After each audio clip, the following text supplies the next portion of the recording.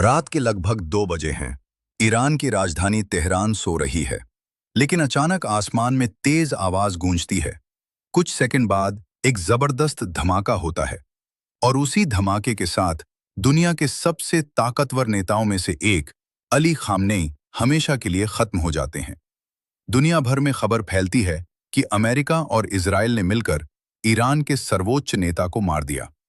और यहीं से शुरू होती है एक ऐसी जंग जो पूरे मिडिल ईस्ट को आग में झोंक सकती है। ईरान बदला लेने की कसम खाता है, मिसाइलें दागी जाती हैं, तेल के रास्ते बंद होने की धमकी दी जाती है और दुनिया डरने लगती है कि कहीं ये तीसरे विश्व युद्ध की शुरुआत तो नहीं। लेकिन सवाल ये है, आखिर ईरान के नेता को क्यों मारा गया? किसने ये हमला किया? और क्या यह युद्ध पूरी दुनिया को प्रभावित करेगा? आज की इस वीडियो में हम आपको पूरी कहानी बताएंगे, इतिहास से लेकर आज तक। 2. ईरान और पश्चिम के बीच दुश्मनी की शुरुआत। ईरान और पश्चिमी देशों के बीच दुश्मनी आज की नहीं है। इसकी शुरुआत लगभग 1979 की इस्लामिक क्रांति से हुई। उस समय ईरान में अमेरिका समर्थित राजा शासन कर रहा था, लेकिन जनता ने विद्रोह कर दिया और सत्ता में आए धार्मिक नेता अयातुल्लाह खोमैनी। उसके बाद ईरान ने खुद को एक इस्लामिक गणराज्य घोषित कर दिया और यहीं से शुरू हुआ अमेरिका और ईरान के बीच टकराव। 3. परमाणु कार्यक्रम, असली वजह। ईरान का कहना है कि उसका परमाणु कार्यक्रम सिर्फ बिजली बनाने के लिए है, लेकिन अमेरिका और इजराइल का आरोप है ईरान गुप्त रूप से न्यूक्लियर हथियार बनाने की कोशिश कर रहा है। इजराइल को डर है कि अगर ईरान के पास परमाणु बम आ गया तो उसका अस्तित्व खतरे में पड़ सकता है। इसी वजह से पिछले कई सालों में साइबर हमले, वैज्ञानिकों की हत्या, आर्थिक प्रतिबंध लगातार होते रहे। 4. मिडिल ईस्ट में प्रॉक्सी युद्ध। ईरान सीधे युद्ध कम करता है, लेकिन वह कई संगठनों को समर्थन देता है, जैसे हिजबुल्लाह, हमास, हौथी विद्रोही। इन समूहों का मुख्य लक्ष्य है इजराइल और उसके सहयोगियों को चुनौती देना। इजराइल का आरोप है कि ईरान इन संगठनों को हथियार, ट्रेनिंग, पैसा देता है। यही कारण है कि मिडिल ईस्ट में तनाव लगातार बढ़ता गया।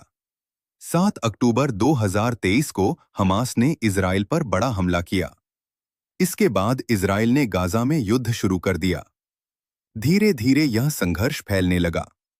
लेबनान में हिजबुल्लाह, यमन में हौथी, सीरिया में मिलिशिया, सभी इस संघर्ष में शामिल होने लगे। दुनिया को लगने लगा कि यह सिर्फ गाजा का युद्ध नहीं रहा।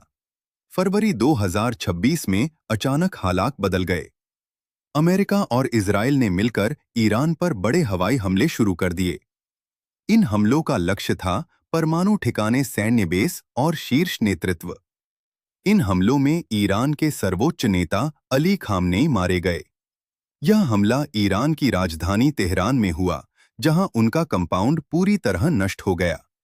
इस ऑपरेशन को डिकैपिटेशन स्ट्राइक कहा गया। इसका मतलब होता है दुश्मन के नेतृत्व को खत्म करके पूरे सिस्टम को कमजोर करना।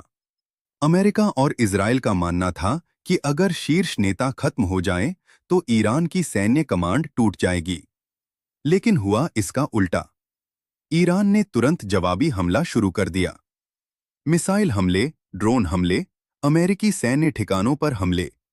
कई खाड़ी देशों में भी तनाव बढ़ गया। खमेनी की मौत के बाद ईरान में नया नेता चुना गया, मुज्तबा खमेनी, जो उनके बेटे हैं।